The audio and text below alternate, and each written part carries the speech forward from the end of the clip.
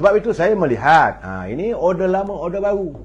Tiba-tiba katanya saat UMNO melakukan islah dalam kepimpinan, di saat UMNO mahu menurunkan calon-calon muda dalam pilihan raya umum yang akan datang, saya ketawa besar hari ini. Itu saya katakan order lama, barang lama, order baru.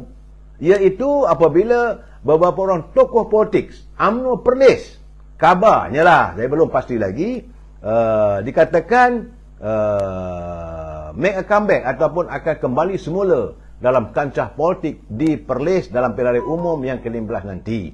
Dan mereka katanya akan bertanding atas tiket Parti Bersatu. Saya pun senyum panjang, saudara. Kita menurut pengurusi Bersatu Perlis, Saudara Abu Bakar Hafzah, dia kata penyertaan semula orang lama dalam PRU memenangi kerusi yang dipertandingkan di negeri itu kelak. Silakan. Itu saya kata sekarang ni. Antara sekonoknya tu semua yang nak ditandingkan satu tu adalah mantan-mantan yang tidak lagi terpilih dalam oleh UMNO. UMNO dah lupa dah tak mau lagi mengambil mereka sebagai calon sekarang, sebab kita nak pilih calon baru. Antaranya ialah Tan Sri Muhammad Radhi Syed Ahmad. Beliau merupakan mantan sesekerja UMNO dulu, saudara. Kemudian Menteri Sumber Asli Alam Sekitar, itu Tan Sri Azmi Khalid. Ya, saudara. Begitu juga dengan Ahli Parlimen Arau, Datuk Seri Syed Razlan Jamalulai. Hingga ni. Jadi Abdul Jamil Saad juga berkemungkinan akan membuat kemunculan. Jadi 4 orang diperlih lah. Perlih tak banyak kursi. Dia ada 3 je kursi parlimen. Jadi kalau itu yang nak dilakukan oleh Bersatu, saya kata silakan lah. Rakyat nak tengok muka baru. Dia turun pula muka lama. Malahan saya dipahamkan juga bahawa mantan Ketua Polis Negara Tan Sri Hamid Badu juga akan diturunkan, katanya lah, akan bertanding di kawasan Rembau. Sebab Rembau besar kemungkinan akan ditandingi oleh Datuk Muhammad Hassan. Saudara, Gerakan Tanah Air, GTA. Ini parti-parti pejuang lah, saudara. Cuma saya tak khawatir nanti, walaupun beliau sebagai mantan Ketua Polis Negara, tapi khawatir nanti hilang deposit, memalukan. Kerana GTA Negeri Sembilan yakin untuk memecahkan tembok kekuatan UMNO di Parlimen Rembau apabila meletakkan Tan Sri Abdul Hamid Badur. Ini keadaannya, saudara. Jadi akhirnya nanti besok, orang Rembau besok tak tahu nak cari buang ke, nak cari jeloh pun dia nampak buang. Itu keadaan, saudara. Saya haraplah Tan Sri fikir banyak-banyak. Waktu sekarang ni baru masih lagi dalam musim bulan madu. Baru kahwin, eloklah teruskan kelangsungan berbulan madu. Jangan masuk politik ni, Tan Sri. Teruk nanti, orang balun nanti macam-macam. Sebab lihat sendiri, kalau mereka melakukan macam-macam, takkan UMNO nak diam diri. Tambah-tambah lagi kalau mereka mengata itu ini di kawasan di mana timbalan Presiden UMNO. Sebab itu sekarang ni, saudara, saya agak menarik kenyataan daripada Ketua Puteri UMNO, Datuk Zahidah Zarif. Dia kata bahawa apa yang dilakukan oleh mesej yang nak dibawa oleh parti mereka yang melancarkan Selamatkan Malaysia ni ialah merupakan isu lapuk. Menurut Datuk Datuk Zahidah Zarif Khan, dia kata kita sudah pun hampir tahun 2023, tapi masih melaungkan Selamatkan Negara daripada pemimpin yang pernah melaungkannya sebelum ini. Jadi katanya mengimbau kembali ke pemimpin itu pada tahun 2016. Tahun 2016, kata Datuk Zahidah, DAP, PKR, PAN dan PBM, mereka senada kononnya mahu selamatkan Malaysia. Jadi sekarang ni apa yang dilakukan oleh Trak Rafizi, kempen nak selamatkan Malaysia, adalah kempen lapuk yang akan dikita semula dengan harapan dapat sekali lagi menipu dan memanipulasi rakyat seperti apa yang mereka lakukan. Kerana mereka telah berjaya pada tahun pilihan raya yang ke-14 dulu. Jadi tak menafikan, kata Zahidah, Pakatan beri nama Pakatan Harapan berjaya menumbangkan BN selepas penguasaan selama 60 tahun. Tidak kita nafikan. Walaupun Barisan Nasional berjaya membina negara, apa yang kita lihat hari ini, tak apalah, kita berlapang dada terima keadaannya. Kita orang UMNO ni kita terima hakikat. Tetapi bila mereka menjana sekali lagi, kononnya apa ini, selamatkan Malaysia, ni macam mana ni? Apa nak diselamatkan? Tak cukup dengan janji palsu, sehingga akhirnya Pakatan Harapan digelar parti yang sentiasa penuh dengan kehancingan. Akibatnya rakyat menolak mereka dalam siri pilihan raya kecil, pilihan raya Serabah, pilihan raya di Sarawak, pilihan raya Melaka, Johor. Jadi keadaan gini nak selamatkan apa? Dalam keadaan yang sama juga, kita sekarang ni tuntut diadakan segera pilihan raya bukan kenapa. Saya lihat kenyataan daripada Ketua Pergerakan Pemuda jelas. Dia kata, pertama sekali menurut Datuk Seri Ashraf Wajidi, kita perlu menjegerakan pilihan raya ini untuk menstabilkan semula ekonomi. Kita perlukan sebuah kerajaan dengan mandat rakyat. Hari ini, kerajaan yang ada hari ini, kita kena terima hakikat. Bukan mandat rakyat. Kerana ini berlaku macam-macam. Daripada Pakatan Harapan, langkah Sheraton, kemudian scheme of thing, kemudian berlaku sekarang ni, apabila Tan Sri Muhyiddin tak jawatan, bagi pada Datuk Seri Ismail Sabri. Ini bukan mandat rakyat sepenuhnya. Saya kita kena terima hakikat. Sebab itu, menurut Ketua Pemuda, kita perlu menstabilkan semula keadaan politik supaya stabillah ekonomi kita. Itu keadaannya. Kemudian, yang kedua, kerana kita nak memastikan kerajaan yang efektif dalam menghadapi bencana. Kalau tidak, masih lagi dalam keadaan kerajaan yang ada hari ini, UMNO nak buat begini, PAS nak buat begini, PBM nak buat begitu, rakyat juga yang terkesan. Yang ketiga, kita nak memastikan kerajaan efektif dalam kita menghadapi krisis ekonomi global. Ini bukan main-main, saudara. Negara kita sekarang ni, tsunami krisis ekonomi global sudah berada di abang pintu. Lihat apa jadi pada ringgit kita.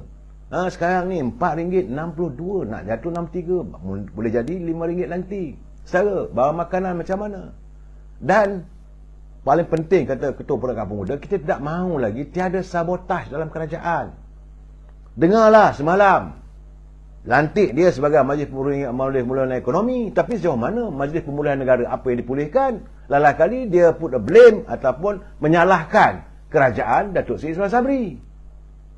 Dan paling penting sekali, pemuda menuntut segera diadakan pilihan raya ini kerana kita mahu mengembalikan kepada rakyat itu mandat supaya mereka dapat memilih siapa yang mereka pilih. Pemuda UMNO, parti UMNO, warga UMNO, kita tak ambil kisah. Kita bertarung secara kita, memang kita mengharapkan kemenangan. Tapi natijahnya jika suratan mentakdirkan orang lain yang berkuasa, kita terima dengan hati lapang dada.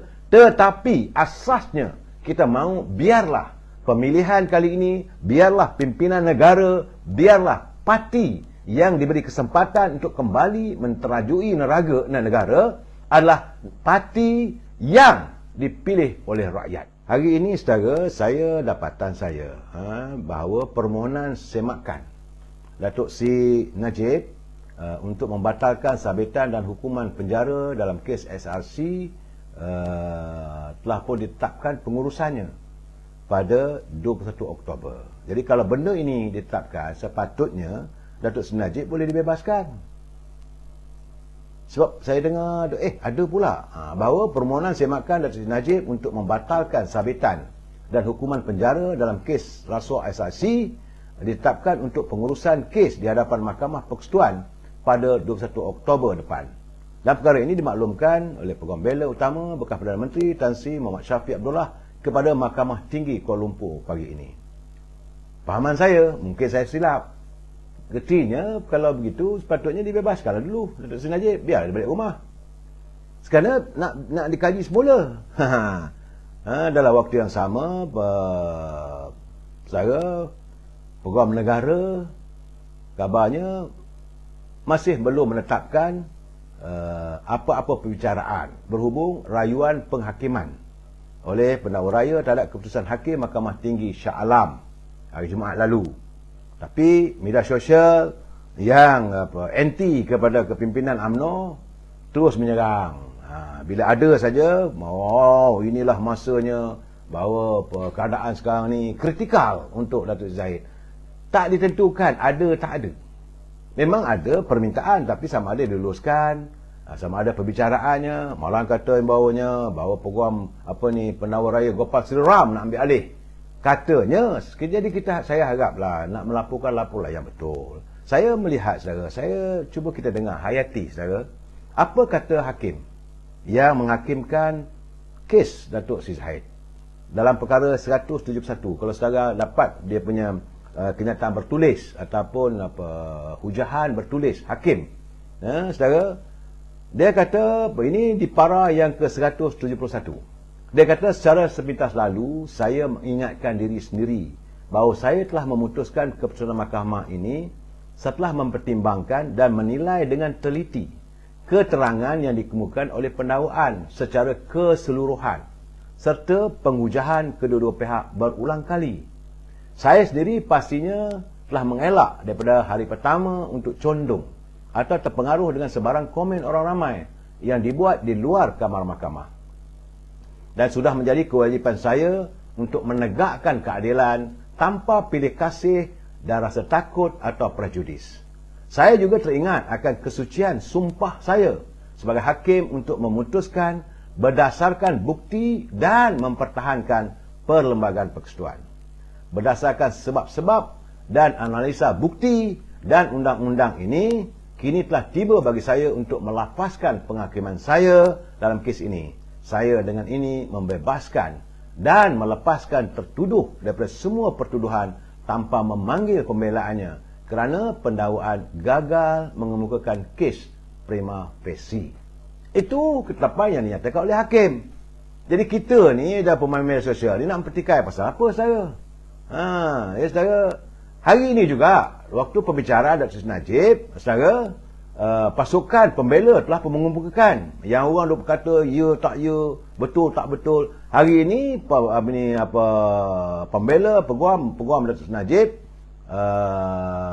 telah pun mengemukakan surat di Mahkamah Tinggi Kuala Lumpur yang menyatakan bahawa Dr. Najib telah menerima hadiah iaitu $100 juta daripada seorang lelaki yang dikatakan kerabat di Raja Arab Saudi 11 tahun dulu. Peguam Wan Azizuddin Wan Muhammad merujuk surat berkenaan kepada saksi ke-3 Jalan Raja Chulan R. Umar Devi. Surat itu tertera nama Abdul Aziz Majid Al-Saud yang juga bekas Gubernur Wilayah Madinah bertarikh 1 Februari 2011, dialamatkan bertajuk ini pengiktirafan sumbangan kepada dunia Islam. Jadi menurut surat itu, hadiah itu diberikan kepada Dr. Najib selaku pemimpin Islam moden sebagai menandakan persahabatan yang terjalin. Surat itu juga katanya dikeluarkan sebagai niat baik dan tidak mengharapkan sebarang faedah peribadi daripada Dr. Najib. Jadi hadiah itu tak sepatutnya ditafsirkan sebagai rasuah kerana ia bertentangan dengan amalan Islam dan secara peribadi tidak menggalakkan amalan sedemikian dalam apa cara sekalipun. Ini hanya tanda penghargaan peribadi saya dan berharap wang itu akan menggalakkan Datuk Seri Najib untuk meneruskan kerja baik untuk mempromosikan Islam di seluruh dunia. Sekarang ni surat dah buka di mahkamah. Jadi saya tak mau cakap lain lebih. Saya tak mau cakap lebih dari apa yang berlaku di mahkamah, saya laporkan begitu. Saya harap sebab saya katakan tadi, kita nak jadi sebagai blogger ke, sebagai viewers ke, buat views masing-masing. Jangan kita terjebak dalam suasana berpihak. Saudara boleh menyokong, tak ada masalah. Tapi biarlah sokongan itu berfakta. Kalau saudara nak sokong Parti Keadilan, sokonglah banyak mana pun. Tak ada masalah. Ini kita mengamalkan sistem demokrasi. Kalau saudara nak menyokong Parti PAS, sokonglah sebagaimanapun. Kalau anda nak menyokong Parti Amanah, sokonglah sampai to the fullest. Ataupun nak sokong Parti DAP pun, sokonglah. Terbuka. Kalau asalkan biar berfakta. Biar kita bercakap benda yang betul, yang jangan kita jadikan rakyat ini sebagai tempat untuk kita adu dombakan. Akhirnya rakyat di bawah tak tahu, saudara.